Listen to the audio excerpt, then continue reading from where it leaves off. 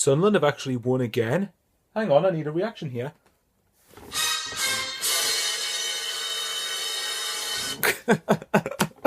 I'm sorry, I had to do that. Oh my god. Oh, days. Okay. Now I can celebrate. Yes! Come on! We're out of the bottom three. Yes! Come on! Stay out of there! Oh. I'm in such disbelief here because we've actually won back-to-back games while not conceding a goal, and we've come out of the bottom three. That is just brilliant. Oh my god.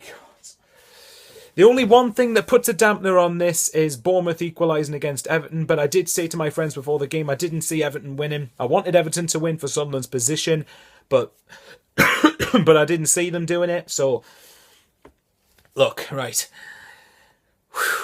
I'm still not going to be able to calm down for a good bit after this. Okay, I've seen the 2 goals. I was looking through my Twitter feed. I did see the 2 goals. What a peach from Van Aanholt. Precision from what was a good 25-30 yards. Drills it right into the bottom right-hand corner. Oh my god. And just when you wonder we had the quality to break Stoke down. And then what more? Good run from what looks like not far from the 6-yard area. Shoots from the right side of the 6-yard area. Round about there anyway. And then it goes through Jack Butland, I think, from what I saw. And it goes into the top left corner. But I don't care. We needed that so badly. People have noted the win against Palace on Monday night was huge, and I think this is probably just as big for a number of reasons. 1, Stoke were down to 10 men. 2, Sunderland took advantage of this for a change. And 3, because it's back-to-back clean sheets, back-to-back wins, gets us out of the relegation zone where we shouldn't be. We shouldn't be in the relegation zone in the first place, man. Let's stay out of it. Come on! Yes! Okay. I do have to wonder, though, whether if Stoke hadn't gone down to 10 men, would we have won this game? I don't think we would have done. I think it would have been a draw. But I had stated before the game that I think I would have took a point had Newcastle lost, which thankfully they did get in. You mags love to say 5-1, don't you? 5-1 for Palace, eh? Nice one. Nah, we're still shite. But sorry, Newcastle fans, if you're watching this, but I had to have a dig at that. Thank you, Palace. Palace are now becoming my favourite team now, other than Sunderland in the Premier League. Losing to Sunderland, then beating Newcastle. That's brilliant. Thank you. Keep it up.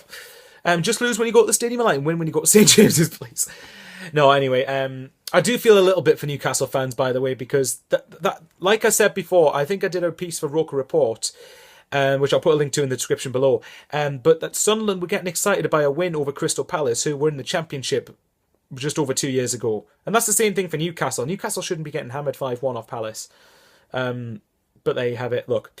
Anyway, back to Sunderland, though. Like I said, given the fixtures we've got coming up in December, we could ideally have done with all 3 points today.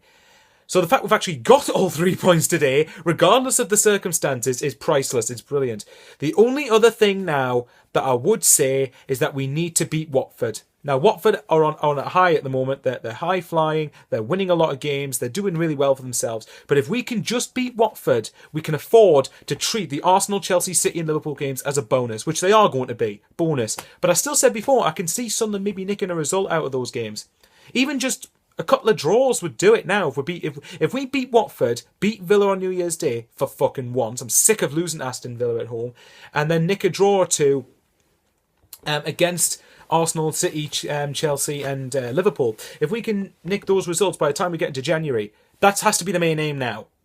Get to January, get to the transfer window, out of the relegation zone. It's not going to be over yet. I wouldn't be surprised if we drop back in it in the next couple of weeks because it's Sunderland. We never do things the easy way.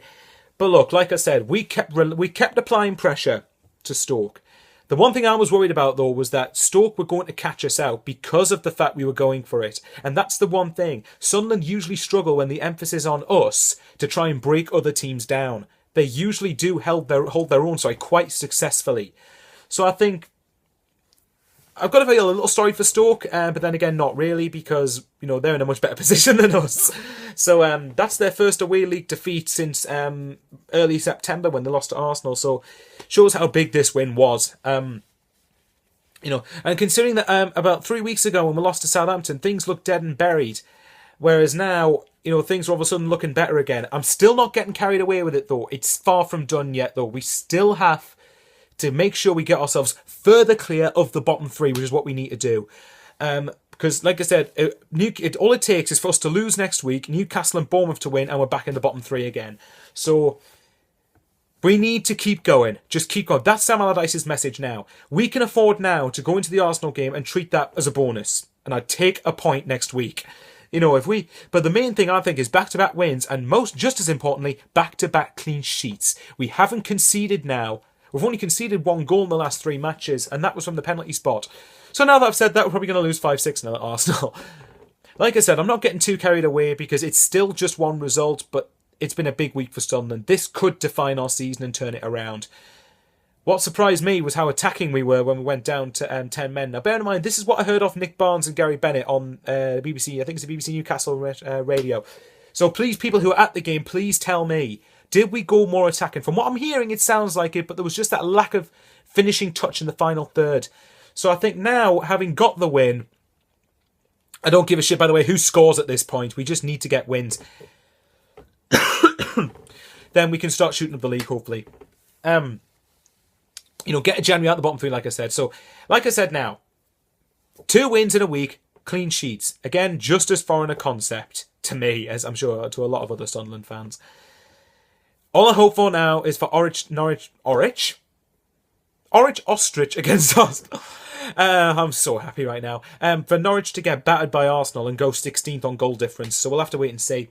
Far from done yet though, guys, but it's a big step. And we've finally got out the bottom 3. Let's hope we actually stay that way. And let's hope we don't drop back into the bottom 3. Because it's about time.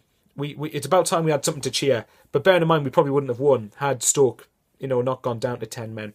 Look, guys, like, comment, subscribe. The usual stuff that I ask you to. Obviously, it's your choice. It's not compulsory, but there you go. Anyway, guys, look, thank you very much for watching. And let's hope... Let's just enjoy this win. Because I have a feeling that because of the fixtures we've got next, we're not going to get many between now and January at the very least. So... all I ask from December now is if we can beat Watford. That would be huge. And then maybe nick a draw in one of the odd hard games. And then I think it could be a big step to safety. But bearing in mind, there is still about, I think it's 24 games to go, whatever it is. Anyway, guys, look, thank you very much for watching. I know I've rambled on a lot, but take care. Come on, boys! Yes!